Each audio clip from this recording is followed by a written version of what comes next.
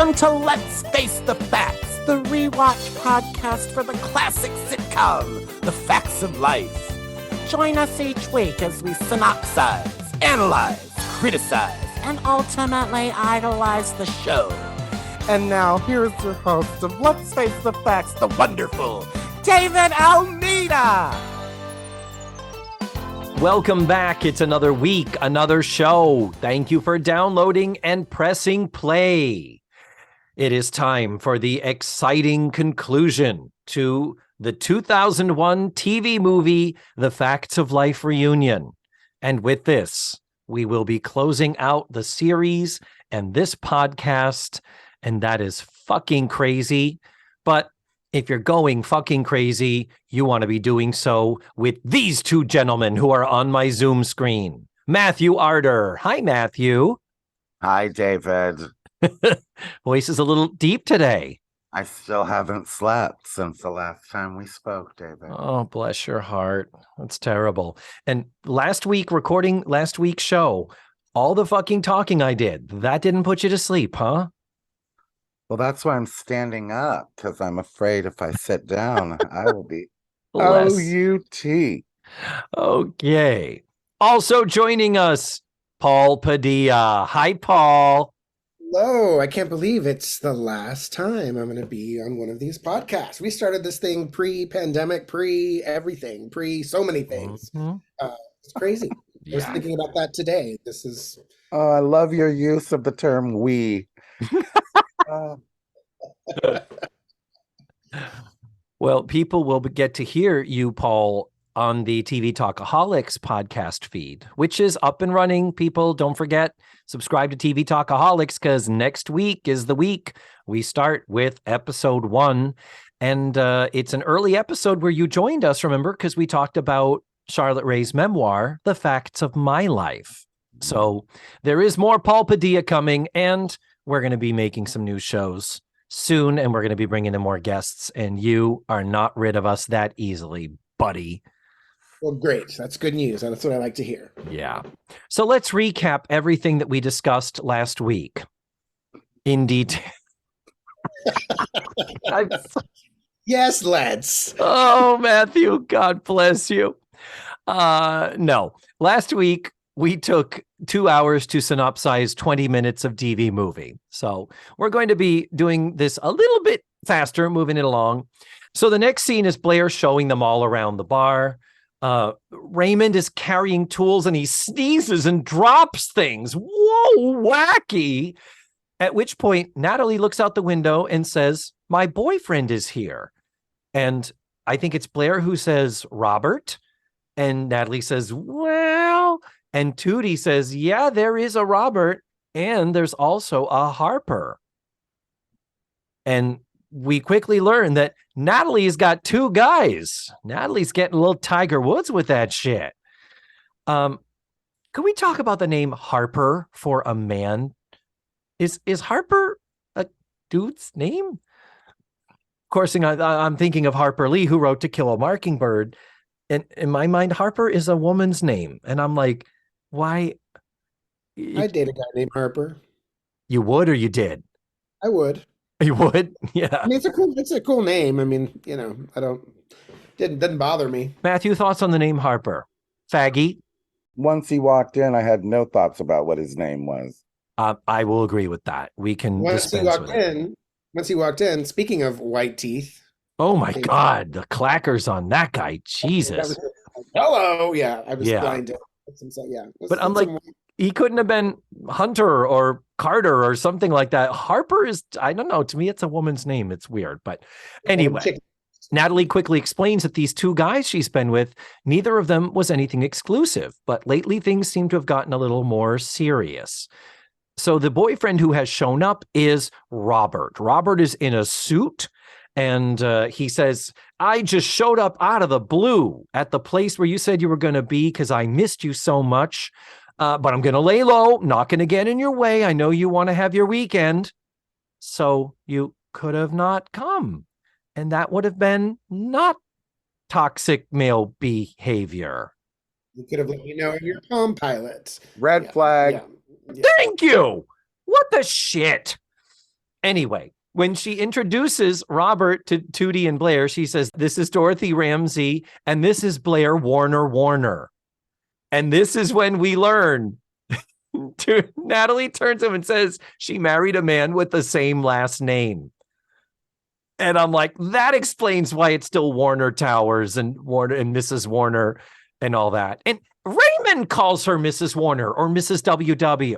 Excuse me? Yeah, I didn't really like the way Blair treated Raymond. Yeah, it gets progressively more and more her holding up her hand over her head like, oh, garçon, Raymond, take care of things. She was probably pissed off because he just wanted to keep touching her hair when he talked to her. Yeah. That's why the hand went up, to keep away from my hair. Creeper. Yeah, but I love this. Again, I forgive this movie a lot because it's like, who would Blair Warner marry? Tad Warner. And that would make her Blair Warner. Yes, all the yes to that as a plot point. Well, anyway, no sooner do we meet Robert, Harper shows up. What? So. And now we have to pretend like it's a challenge? Who she's going to choose? Yeah. Robert is an attractive man, but he's a little bit older and very straight-laced. And Harper is portrayed as the free spirit, and he is young and hot. That's a Lifetime movie right there. Thank She's going to go with the rough and tumble cowboy who jumps out of airplanes? Or is she going to go with the older New York corporate? The stable one that can provide her with retirement in the future. Yeah, exactly. That's what I'm saying. This type of movie wasn't as much of a thing back then. So I take it you both are Team Harper. Oh, fuck yes. Yeah. The whole thing. Yeah. I wouldn't. I mean, Robert does do fundraising for the Lincoln Center and now wants to get into funding a regional theater. Okay, Robert, you're looking a lot more attractive to actor David now. I was going to say, even then and now, I was always Team Robert, but that's interesting.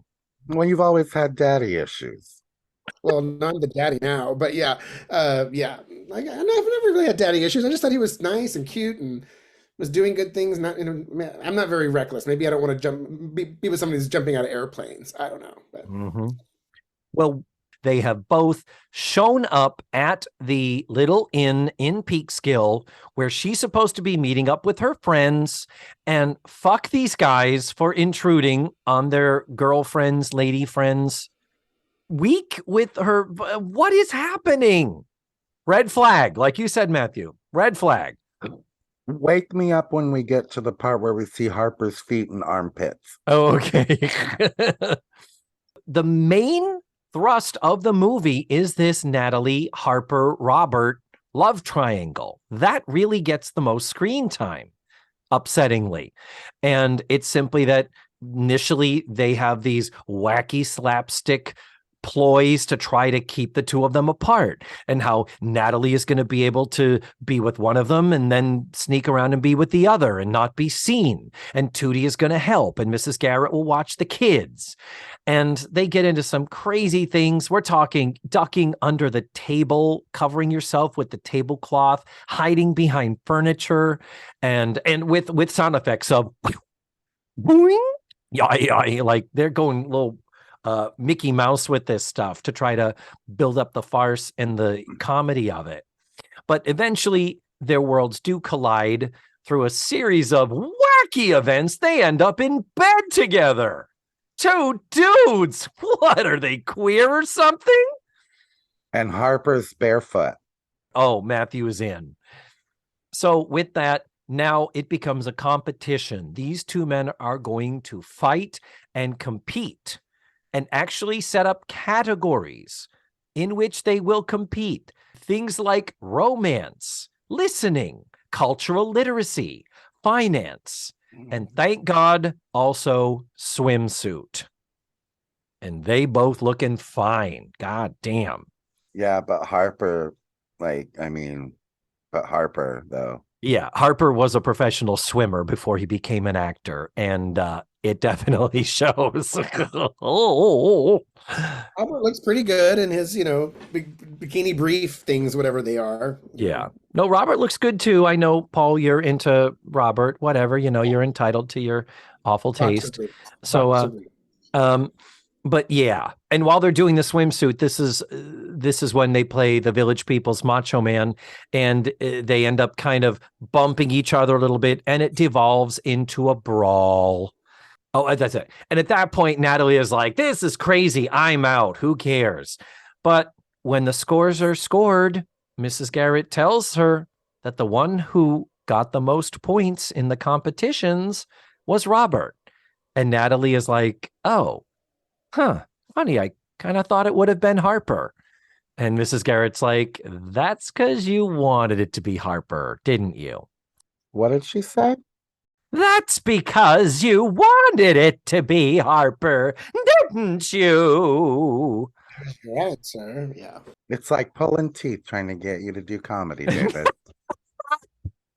So because Harper has left to go flying, Natalie runs to the airfield where she knew he'd be flying out of, and they have a nice reconciliation. She tells him he loves her, and they kiss, and he gets down on one knee and he says, Natalie Sage Green, will you marry me?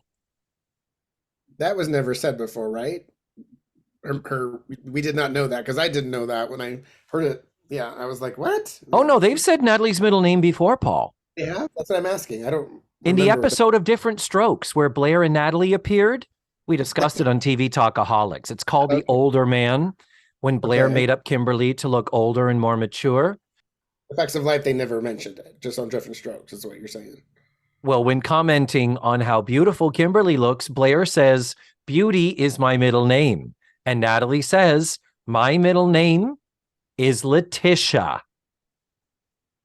So, nope, Sage is not her middle name, but to the credit of Wiki Fandom, the wonderful page that has a lot of interesting things about character history, more so than actor history, they do list her as Natasha Letitia Sage Green, and then in quotes, Natalie.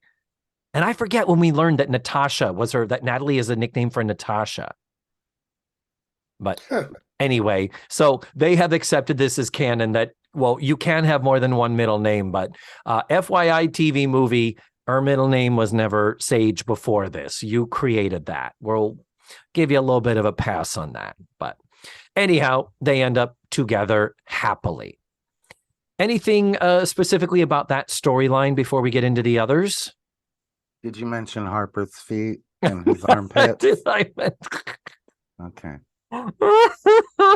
They are beautiful. Paul, that's in comedy called a callback. Yeah, when I you have to something. teach you comedy, David. Can I just say this about the competition montage before we move on, David? If Certainly. I may? You're going to tell me that Natalie's doggy style is that good that these two guys, a straight man in the theater world and a rugged world traveler, can't just walk out and find another woman? A straight guy in a theater? I mean, we know Natalie started practicing the sex things before all the other girls. By now, she must have a gold one.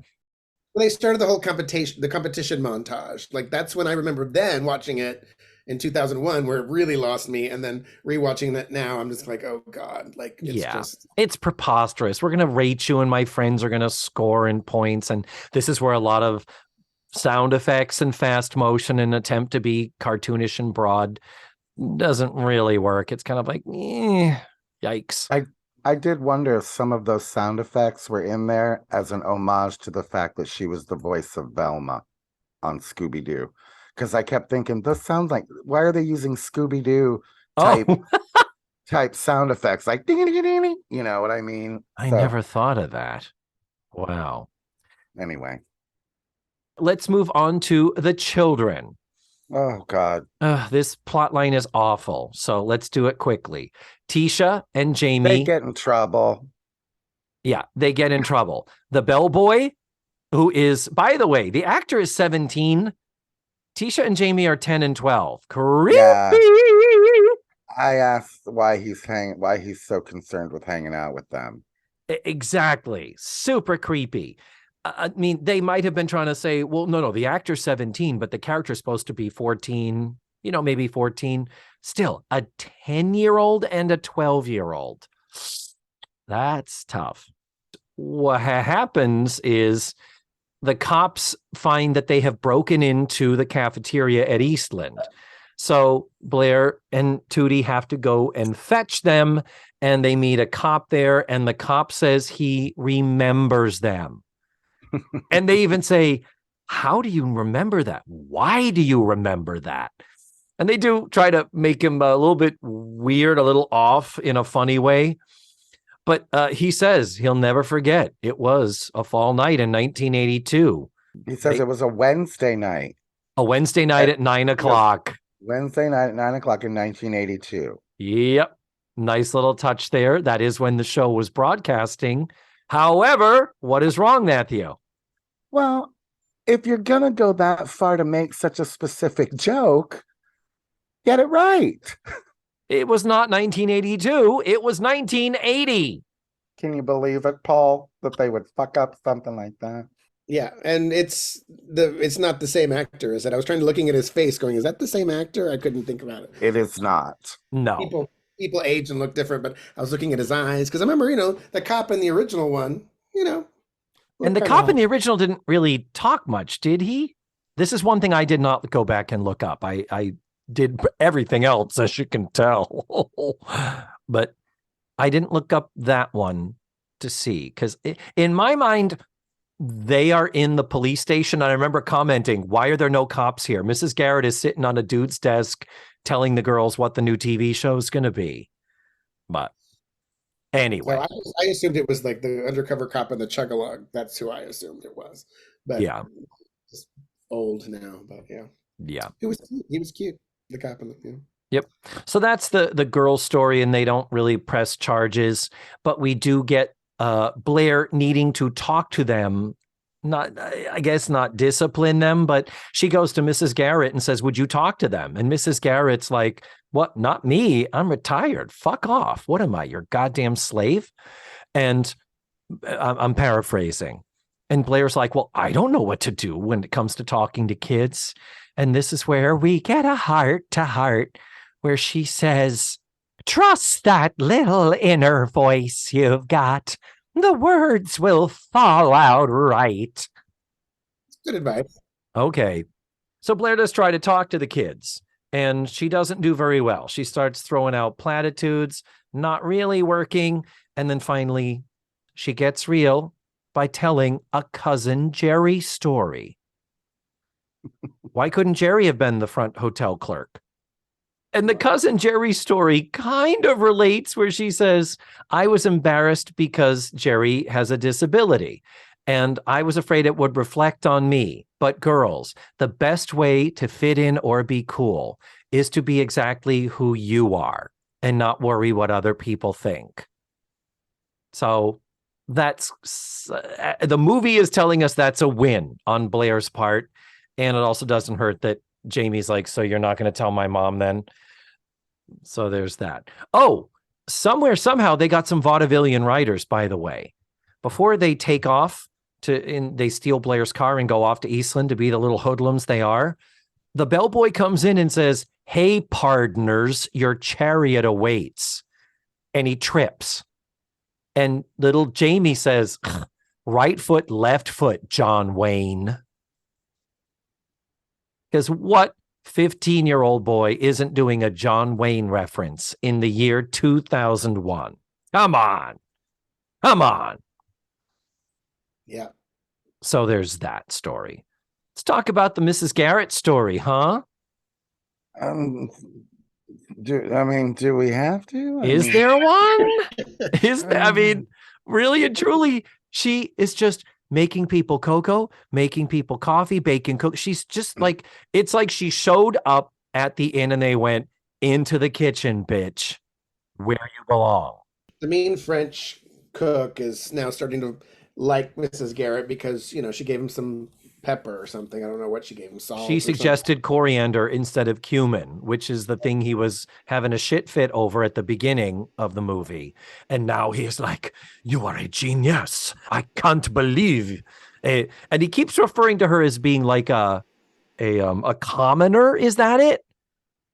Something. But anyway, suddenly he starts looking at her in a new light and starts looking at her ass in a new light. And while she's there stirring, she's shaking her little fanny, and we get a close-up of it. Thank you. And you. So, yeah. And it ends with her helping him make the Thanksgiving feast.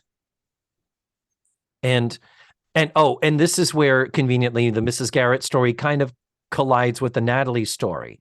After Natalie and Harper have patched things up, ring, ring, they get a phone call. They got to go back out. Something's happening in Pakistan. Harper was her cameraman, by the way. So they started getting close because they were on assignment together. Well, now they've got to leave the country and they have to do so on Thanksgiving morning. What are we going to do? We'll just have to see if we can do Thanksgiving early. And we get them on the phone with Mrs. Garrett, and she says, "Harper's where? Blair's what? Thanksgiving's where? Sure, no problem." That was a full-on, like, wide-eyed, cross-eyed, broad comedic Charlotte Rae moment. That was a classic right there. And again, I was not mad at it. So basically, Thanksgiving has to happen tomorrow, which is Wednesday now. So it's I have to make an entire Thanksgiving feast overnight. I don't have an extra day. Oh, no. But they managed to do it. Did we talk about Tad? Let's talk about Tad. What do you want to say? Let me stop talking. You talk about Tad, for fuck's sake. I always thought he was very cute. I didn't mind Tad, but Blair thinks that he's having an affair, and all the marriage is over, and she calms down a couple of times for a couple of scenes, and has real thoughts about her marriage, and talks to Mrs. G and all that good stuff. But yeah, and then she finds out that Tad is actually doing good, and he's volunteering at a house. Was it for foster children or children that are sick or something like that? What is it? I don't remember. I don't know. But it was weird that, whenever Blair does go to confront him having an affair, as it turns out he's in this, house for kids or whatever, volunteering, she sees the woman that she thinks is having an affair with Tad, and she goes off on her in kind of a funny little rant, but the camera decides to do these weird, it's like this weird edit where they do like different angles and different scenes. Like it almost seemed like she couldn't remember the monologue, but I think it was more, they were probably just trying to be stylistic about it. Really random camera shots, random editing. Yeah. Trying to be weird and kooky with their camera work, but I'm like, well, okay, sure, fine, but whatever. She finds out that he's not having an affair. He's just has a big heart, and that's what he wants to do with his time, is help. I thought that was a great edit because it made it look like she was going on for 15 minutes dressing this girl down, and we were just getting snippets of it, and it made me laugh every time they cut away. Glad it worked for you. I hate scenes like that myself. But I was already lost after the montage, so for me at this point, it's just kind of This whole storyline is given very short shrift. Blair and this story get very little screen time. So throughout the first half of the movie, she's trying to get Tad on the phone, and he's just never available. And then at one point, a woman answers the phone and she says, "Oh, I must have the wrong number." Then she grabs a different phone and calls the number again, and the same woman answers. So then when she gets to the woman, it's not, "Who are you? What is going on here?" It's, "So you're the brazen hussy who's fucking my husband. Well, bet your pussy don't taste as sweet as mine, bitch." And Jesus, David. But it's like, you could ask, I know you're mad. You could ask questions. That's such a TV trope of, "I'm going to go off on a tirade and blah, blah, blah." And then they're going to say one thing that makes me go, ugh. So I don't like that as a trope. I'm like, ugh, awkward. It's cringe. But what's going on here? Before Blair decides to go to New York and see what's going on and confront this brazen hussy who's fucking her husband, she's talking to Mrs. Garrett saying, this is terrible. I think I'm losing him. We've been together 10 years and I thought they were a perfect marriage, but now I don't want to say it. And Mrs. Garrett says, I think you don't want to say anything because you're afraid. You and Tad have stopped communicating. She actually doesn't do it broad. It's actually quite lovely, the Mrs. Garrett Blair moment. And thankfully, Blair says, I saw this with my mother. As in, I've watched marriages collapse before. And Mrs. Garrett says relationships grow and they need to share with each other. And I don't think it's over yet. And she's right. Because Mrs. Garrett is perfect. And don't you fucking forget it. So with that, they all jump into the limo, all three of the girls, to go to New York to do this. This is when it's revealed. The license plate on Blair's limo is BLR-WTCH. Blair Witch. I'm in. I love it. That was such a popular movie at the time. Hell yeah. Works for me. How is that movie popular? I've never seen it, if you can imagine. It's terrible. Terrible. It was a market. I think it was the marketing was, created more ticket sales than the movie itself did. They tried that thing like with The Exorcist, like people are leaving the theater, passing out, throwing up. And so you're like, gotta go see it, made for $12. And you're like, no. You saw people's boogers coming out of their nose. Mm-hmm. It was all sad. People are throwing up because they're watching an iPhone camera on a big screen. True. So when the dust settles with this Tad and Blair confrontation, what's also going on here is Tad is secretly volunteering and working with kids because he wants to have kids. And he and Blair apparently never discussed it before they got married. The last 10 years. In 10 years and never brought it up. One of the girls do say to Blair, do you have any kids? And she says, oh, no, they cause crow's feet and stretch marks.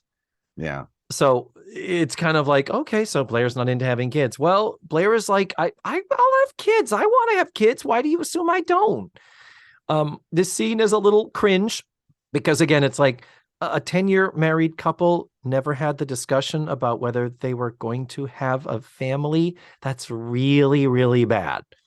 I rewrote an entire scene to replace that scene, and I'm going to spare you and not read it. Oh. Thank you. Yep. So let's go on to the Tootie story. No. There really isn't a Tootie story. No, she's fallen in love with Natalie's leftovers. Is she? I think so. I kind of thought the foreshadowing there. Like, that's the backdoor pilot. Those two falling in. Well, they won't they? While they run the Peekskill Playhouse. Yeah. Which Tootie says, this is where I did my first play and fell in love with acting. Your first play wasn't at school at Eastland? I think she says professional play. The first play that I got paid to do. Yeah. Did she never get paid to do anything before? Okay. Yeah, and she says, did you get paid for your 8th grade musical, David? I didn't. And so, well, you didn't have as good an agent as I did, bitch. I didn't get my equity caught during The Sound of Music. Where I was raw. Playing Gretel. Is that the earliest one that she talks about? She was Captain Von Trapp in Sound of Music or something. Yeah. Is that the earliest that we've heard of her singing? And then there was South Pacific, and then there was Make Mine Macaroni and all that in college. But she was in Midsummer Night's Dream in the Backdoor Pilot. Remember the big play that Kimberly was in and all that? Tootie was one of the fairies in that. True, boy. So yeah, Tootie was. That's not the first time she's ever on stage, but that Backdoor Pilot stresses me out. I think I've only seen it like twice. Too many kids. You can think of Too Many Girls in '79. I mean, way too much shit. Yeah, it stresses me out. And Blair smoking, I can't take it. Nancy and her fucking handkerchief. What the shit? I think I've only seen it twice. Yeah, too much. So what happens is Tisha is unhappy And Tootie knows this, and Tootie is just commenting that it's too bad that the Peekskill Playhouse is shut down, boarded up. What a shame. And then in a later scene, she goes back and then runs into Tisha on the street because, yeah, you know us Gen Xers, we let our kids run free and don't keep them by our side like the helicopter parents our generation is. But anyhow, this is where they have their little heart to heart. And this is a scene that I have quoted and talked about so many times, and we cannot continue without stopping here. Where she says, "Mommy, you're never home." And Tootie says, "Well, I work a lot to provide for you." And then a bomb is dropped where Tisha says, "So you can forget Daddy died?" No mention of Tootie being a widow at age 33. What the shit? But anyway, Tootie then goes on to say, "I met your father when I was 16. He was the love of my life." And Tisha says, "Well, you don't ever talk about him. And there are no pictures of him in the house." And Tootie says, "Well, I didn't want to upset you." Besides, there's only one picture of him, and it's the grossest, dirtiest picture that's in my It wallet. looks like a fucking homeless dude. What is that? This is an epic parenting fail, Toots. In my head, I was like, is that Kim Field's real dad or something? Because why would they use that picture? I'm sorry. It looks like it's, Or the Tisha girl's real dad. I wonder if it's not just him. But I don't know. The picture looked from the 70s. It looked old. It looked decrepit. I mean, it looked vintage. It did not look like, But we've talked about this a million times, how all the courtship of Jeff and the engagement, how we're like, he's gonna die. And the funny thing is, I keep referring to this scene wrongly, that she says ever since Jeff died, Jeff was the love of my life. She does not ever say his name. She does not ever call him Jeff in this scene. It has to be him. Right. The man she met when she was 16 and the love of her life, the man we know she was going to marry, it has to be him. Why not call him by name? And why not try to find Todd Hallowell and get a picture of him? I looked rough. The guy looked rough. But on top of this, Tisha is unhappy because she doesn't have any friends at her school, but she does say she kind of likes it here in Peekskill. So Tootie says, maybe you can come here and go to school here.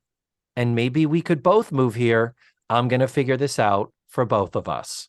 And nothing is said about how Jeff died, but I think we all can agree that Dominic Rothbard has the best theory, that he took the box of what he thought was sweetener for his coffee, the Skinny and Sweet, but it turned out it was rat poison, but couldn't read it, illiterate.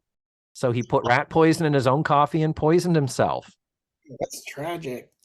I believe that should be canon. I'm stating it right here, right now. I feel like something went wrong with the marine biology, like he was on some boat somewhere. His friends couldn't get him the answers to all the tests. Some friends. He got hit with something on a ship while in the ocean while they were looking at cephalopods. Maybe. Anyway, the ending of the Tootie story is she goes back to the playhouse, and after Natalie has chosen Harper, Robert shows up, and he's like, you know what? Regional theaters need to be preserved. And he says, and I've thought this would be a great place if I had the right partner. And I agree with you. There is a little touch of, is there something romantic here? Is this weird that he was just ready to marry Natalie 24 hours ago? So I guess it's good that they don't push it too hard or too far. But yeah, Tootie is now going to move back to Peekskill. She is going to enlist Tisha at Eastland, and she and Robert are going to revive the Peekskill Playhouse. Good for them. And not do her talk show anymore. She's not renewing her contract. That's how important the theater is to Dorothy Tootie Ramsey. Good for her. And with that, guys, we've kind of covered all of the plots until we get to the actual Thanksgiving dinner. Before we do that, I'm just going to go through my little points of things to note here. Just a little crumbs, little droplets, little Easter eggs and treats that they give us. A show Bible good moment when Blair mentions Sam, the bellboy. They're like, he's a really young kid. And she says, oh yeah, he's an Eastland student. I hired him myself because he's on scholarship. Oh, just like Joe was. Oh, that is nice. Would this be a time for she loved her girlfriend who was also on scholarship. Opportunity missed. We have never ever seen downtown Peekskill. And we still haven't, because this is Canada that we're looking at. But why couldn't they, if they could fashion that cafeteria, why couldn't they have fashioned the exterior of Over Our Heads and or Edna's Edibles, or just picked a random fucking building and have her walk by and say, wow, here it is. Look at this. This is the place where we had our store and the bakery. So many memories. Why not? Be like, and you know what? Since it is a Bed Bath & Beyond, let's go in and get some towels. We need some towels. I have to say, I'm not a fan of Glee, but the fact that the store where Mr. Shu's wife worked was called Sheets and Things. I think that is a magnificently silly name for a store. It's like linens and things make sense, but where do you work? Sheets and Things. Well, I was never really a fat kid until they started going into Edna's Edibles, because then I wanted to try all the things they talked about, the croissants and the chocolate croissants, the quiches and all these things. So then I just started eating them. And when we went to the grocery store, I'm like, get a thing of croissants, get it, I love it. I wouldn't have known to eat butter and bread, only if it hadn't been for Edna's Edibles. Yeah. We do get all of our catchphrases. These made my heart happy. We got Blair saying, I've just had one of my brilliant ideas. We get Tootie saying, there's gonna be trouble. And one that I did not expect is when everything had gone to shit with the Robert and Harper competition, we cut to the girls all sitting at the bar, kind of drowning their sorrows. And somebody says, well, that was pretty fucked up, wasn't it? And Tootie says, yeah, life.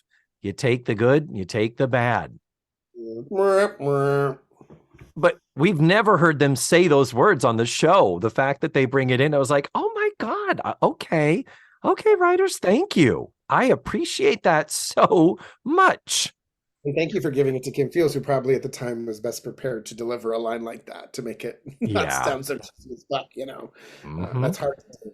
I hate it. I don't think I've ever had to do it, but I hate it like in a script, when you see the title of the script in the dialogue and you're like, ugh, I hate to have that job. You know what I mean? But, yep.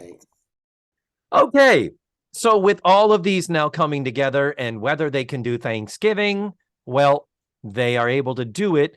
And in one of the weirdest logistically moments, this random woman shows up at the inn.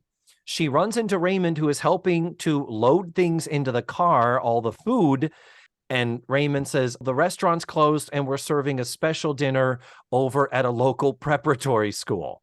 But you can come if you want. And she's like, okay. And so this random bitch just goes along with them. And you're like, she's not even pissed off that, wait, this is my job, but I was supposed to come try this excellent cuisine. And you just, okay. Yeah. I'd be like, but it's like, what is happening? And then she says to him while they're setting up, she says, I do need to dine alone, though.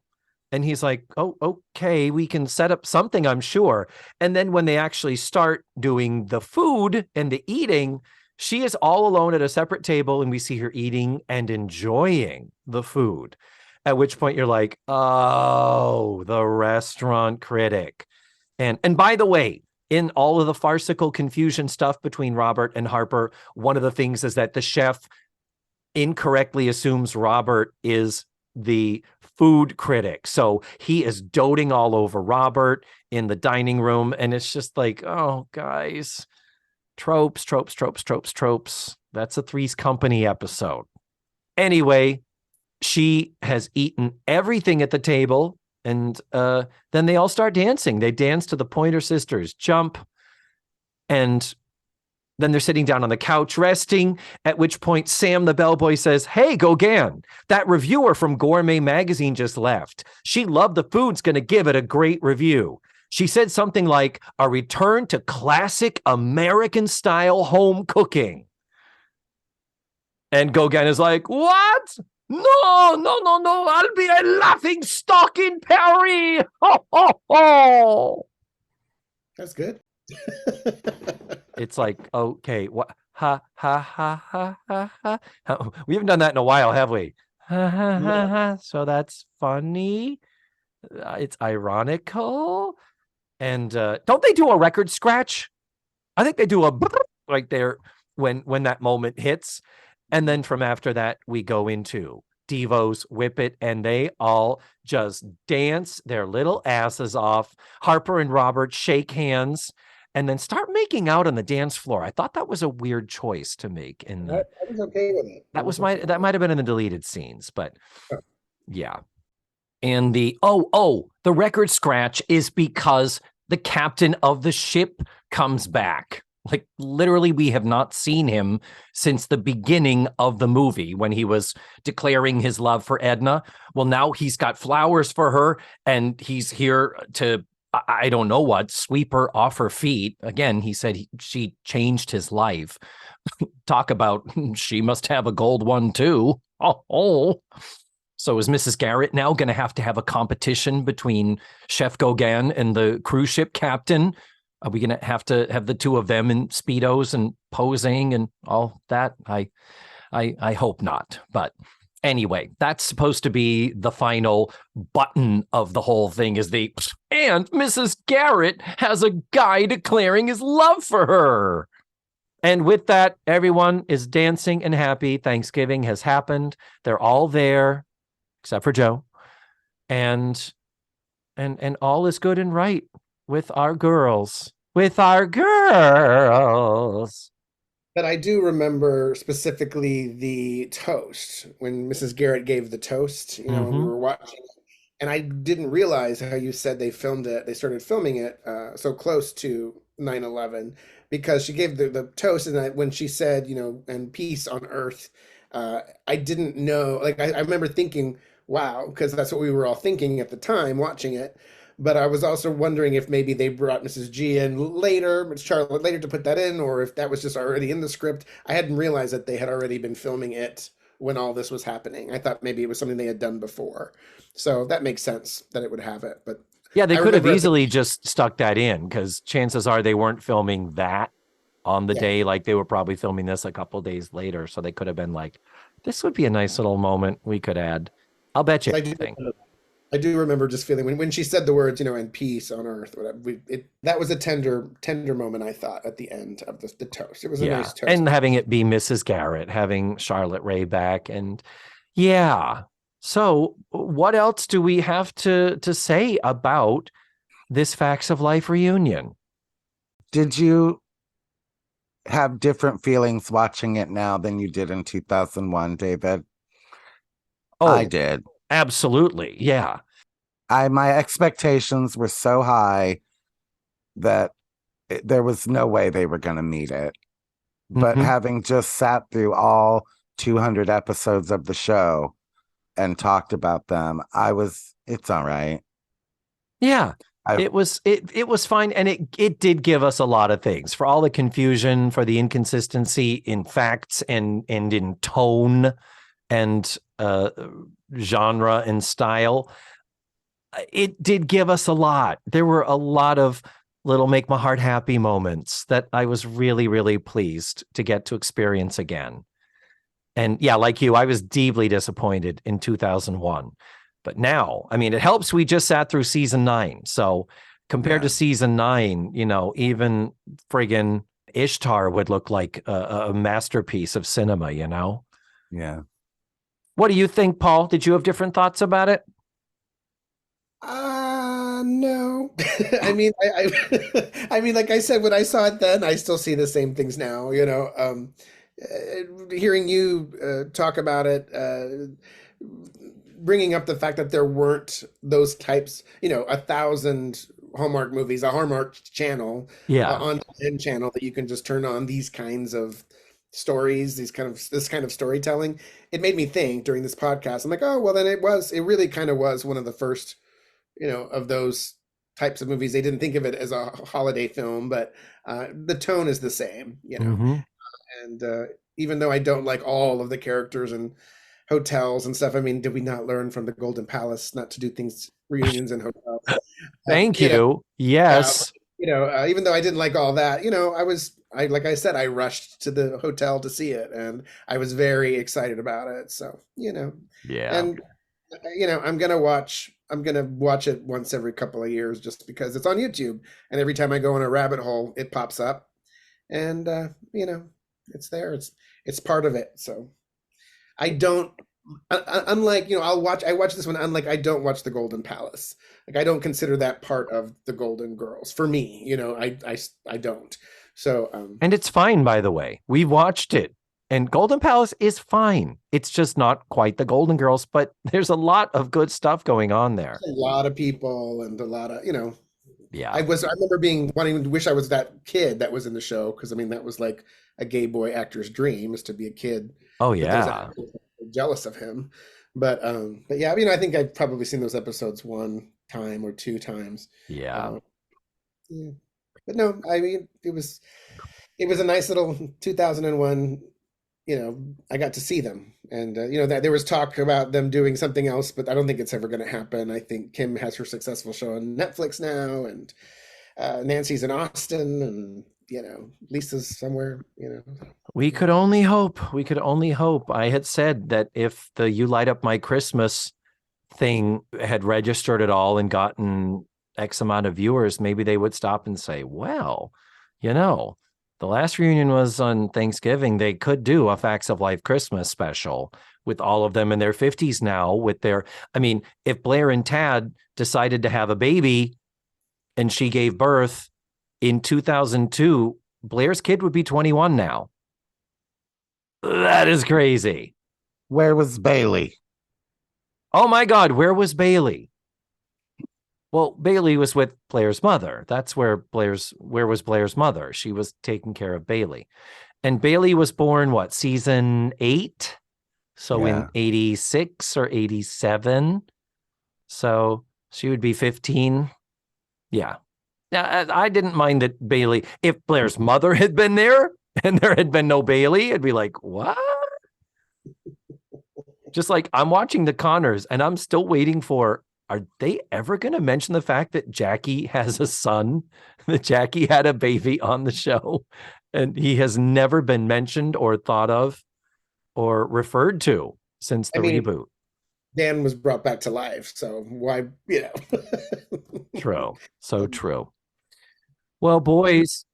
Well, this was fun, kids. I am dead. My social battery is at E. Okay. I'm so sorry that you're not feeling well and you've been having the I feel insomnia. fine. Well, I feel fine. Well, boys, this brings us to the end. And I don't mean the end of the Facts of Life reunion. This is the end. The final episode of the podcast. Last week, Matthew, we had our lovely tearful words of thank you and joy, and I'm glad we had that. And it's great since you're so tired right now, we don't have to go into it here. Yeah. Bye. I just want to say congratulations to you both. I mean, what an undertaking, and it's so nice to, especially during the pandemic and lockdown and everything, it was just so nice to, one, see your faces and talk to you guys when I was on the podcast, but just kind of knowing that there were other people out there, not just you, that loved the show as much as I did as a kid, gay kid in small town Texas. I thought I was the only one that even knew about the show. I would try to tell people at my Catholic school about it, and they'd be like, yeah, okay. So I'm like, no, it's this great show. And they're like, fag. Yeah, but pretty much. But I just thank you. I've loved being a part of it. I've loved listening to it, and I just congratulations. I think I love seeing all the comments and all the people, the fans that started listening, and the people that you acquired. And so, yeah, it's great. Congrats. And you should be very proud. And I can't wait to see what you guys do next. Well, thank you. I am proud. And with that, don't forget, everybody, this is the last posting on this podcast feed. So head on over to TV Talkaholics. The link is in the show notes. And be sure you subscribe to that. Those new shows will start dropping next week on March the 15th. And thank you, Paul, so much for being a part of this and for how many times you've been on the show. So I guess, guys, let's all say it together for the last time. Thank you for listening, and remember. No, David, you should get that final one. Take it. It's all yours. Should I? Okay. Yes, absolutely. But thank you for letting me join you. But now it's all you. Here it is to all of you from the bottom of my heart. Thank you for listening, and remember, the facts of life are all about you. Here it is.